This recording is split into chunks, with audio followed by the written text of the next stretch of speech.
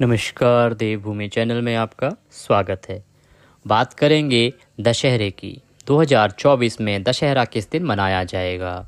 इस बात को लेके बहुत भ्रम की स्थिति थी कि अष्टमी किस दिन की जाएगी, नवमी कब होगी, महानवमी कब होगी, नवरात्रि का पारण कब होगा। इस विषय पर हमने विस्तृत आपको पिछले वीडियो में बताया था कि आपको 11 तारीख को अष्टमी करनी है, 12 तारीख को प्रातः काल नवमी करनी है, क्योंकि उसके बाद दशमी तिथि आरंभ हो जाएगी। जो पारण होता है नवरात्रि का वो होता है 10वें दिन। इसीलिए आपको 9 दिन पूजा पाठ करने चाहिए, 10वें दिन व्रत का पारण करना चाहिए। ये विधि है, ये विधान है शास्त्रों में। परंतु जैसे आपके यहाँ होता है, कुछ लोग अष्टमी को पूर्ण करते हैं, जैसे ही कंजक बिठाते हैं अष्टमी को और उसके बाद अपना व्रत पूर्ण करते हैं। कुछ लोगों के यहाँ नवमी होती है तो नवमी को अपनी कंजक बिठाते हैं और कंजक के बाद अपना व्रत पूर्ण करते हैं। तो आप उस विधान से भी कर सकते हैं, उसमें कुछ भी अनुचित नहीं है।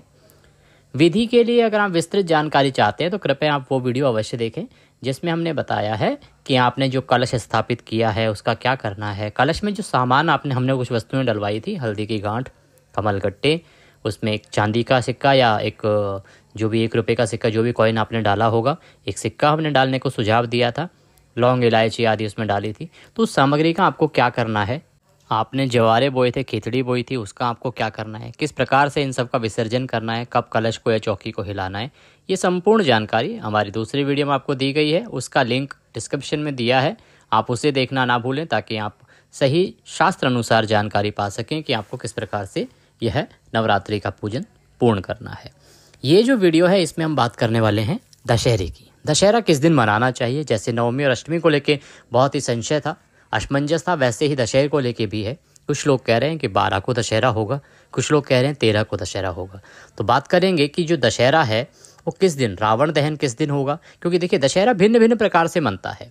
मुख्य रूप से जो दशहरा है इसमें इस दिन भगवान राम की रावण पे विजय हुई थी और इसीलिए यह विजयदशमी का त्यौहार कहलाता है।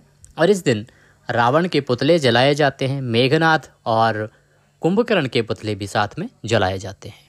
इसे बुराई पर अच्छाई के प्रतीक के रूप में देखा जाता है। इसीलिए ये जो दिन है ये बहुत ही महत्वपूर्ण होता है, क्योंकि इस दिन भगवान राम ने रावण को पराजित किया था और माता सीता को, जिन्हें रावण हर के ले गया था, उन्हें मुक्त कराया था।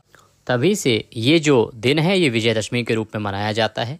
ये दिन होता है आश्विन मास के शुक्ल पक्ष की दशमी तिथि और इससे ठीक 20वें दिन जब भगवान श्री राम अयोध्या पहुँचे थे तब वहाँ घी के दिए जलाए गए थे। उनके स्वागत के लिए हर तरफ दिए ही दिए जलाए गए थे और दीपावली मनाई गई थी।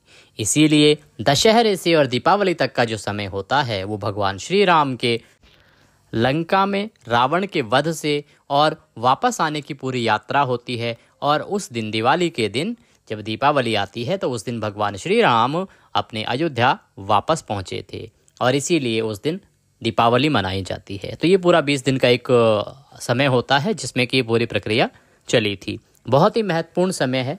दशहरे की अगर हम बात करें तो देखिए जो तिथि है दशहरे की, आश्विन मास के शुक्ल पक्ष की दशमी तिथि, वो आरंभ होगी 12 अक्टूबर को सुबह 10:58 पर और ये समाप्त होगी 13 अक्टूबर को सुबह 9:08 पर। अब 12 तारीख को क्योंकि सुबह सुबह नवमी है तो सुबह सुबह उस दिन हमने नवमी बनाने का सुझाव दिया था कि जिनके यहाँ पे नवमी को कंजक बैठती हैं वो आप 12 अक्टूबर को कंजक बिठाएं, 12 अक्टूबर को अपना नवमी का त्यौहार मनाएं।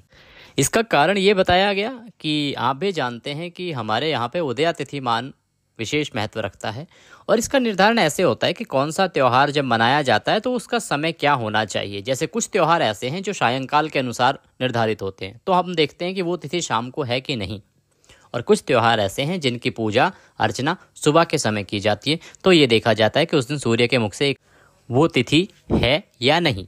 इसीलिए क्योंकि माता की जो नवरात्रि होते हैं तो नवमी की जो पूजा है ये सूर्य उदय के अनुसार निर्धारित होती है, ये सुबह कंजकें बिठाई जाती हैं, तो सुबह का नवमी होना ज़रूरी है। इसीलिए हमने कहा कि नवमी को जो कंजक बिठाएंगे वो आप बिठाएंगे 12 अक्टूबर को। दशहरे की बात करते हैं। दशहरे का जो त्यौहार है ये सायंकाल का त्यौहार है, प्रातः काल का नहीं है। आप भी जानते हैं दशहरे पे प्रातः काल कुछ भी नहीं होता है। दशहरे पे जो भी प्रक्रियाएं कार्यक्रम होते हैं वो सब सायंकाल के होते हैं। रावण दहन से लेके और जो भी पूजा पाठ के होते हैं वो शाम के अनुसार निर्धारित होते हैं। तो 12 तारीख को शाम को दशहरा है, दशमी तिथि है। 13 तारीख को शाम को दशमी तिथि नहीं है, 13 तारीख को तो सुबह दशमी खत्म हो जाएगी। इसीलिए 12 तारीख को दशहरा मनाया जाएगा। 12 तारीख को ही जो बहनें हैं जिनके यहाँ टिक्का होता है, बहुत सारे ऐसे भी भाई बहन हैं हमारे जिनके घरों में दशमी का तिलक होता है। जैसे लोगों को भैया दूज का टीका होता है, वैसे ही दशमी का टीका भी बहनें अपने भाइयों को करती हैं। तो जिन घरों में, जिन परिवारों में दशमी का टीका किया जाता है, वो 12 तारीख को ही टीका करेंगे। सुबह आप कंजक कर सकते हैं 11 बजे से पहले पहले, और उसके बाद आप अपना टीके के कार्यक्रम के लिए जा सकते हैं। जो भी आप निर्धारित करें तो उसका टीके का कार्यक्रम कर सकते हैं 12 को। और सायंकाल को जो है रावण दहन रहेगा, पुतला दहन रहेगा। इस दिन आपको जलेबी का भोग लगाना चाहिए।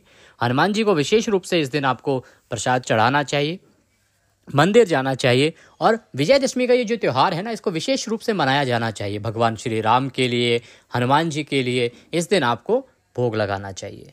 अब कुछ शुभ योग की बात करते हैं कि 12 अक्टूबर को क्या बेहद शुभ योग बन रहे हैं। देखिए, इस दिन रवि योग और सर्वार्थ सिद्धि योग बन रहा है, जो कि आपके सभी कामों को सफल बनाता है। सर्वार्थ सिद्धि योग की बात करते हैं, ये 12 अक्टूबर को प्रातः 6:20 से आरंभ हो जाएगा और रात्रि को 9:08 तक सर्वार्थ सिद्धि योग रहेगा। अब बात करते हैं कि दशहरे पर अस्त्र पूजा करने का जो शुभ समय है वो क्या रहेगा, क्योंकि इस दिन विशेष रूप से अस्त्रों की पूजा भी की जाती है, शस्त्रों की पूजा भी की जाती है। तो शस्त्र पूजा करने का शुभ समय रहेगा दोपहर को 2:03 से और 2:49 तक। इस समय में शस्त्र पूजा होगी। जिन भी किसी घर में शस्त्रों की पूजा की जाती है वो इस समय शस्त्र पूजा करें। इस प्रकार से आप विजयदशमी का त्यौहार मनाएं। भगवान श्री राम का आशीर्वाद आप सबको प्राप्त हो और आप सबका कल्याण हो। हम सब पर भगवान की कृपा सदा बनी रहे। आपका देवभूमि चैनल आपको आने वाली दिवाली और इस दशहरे की ढेरों शुभकामनाएं देता है। जय श्री राम।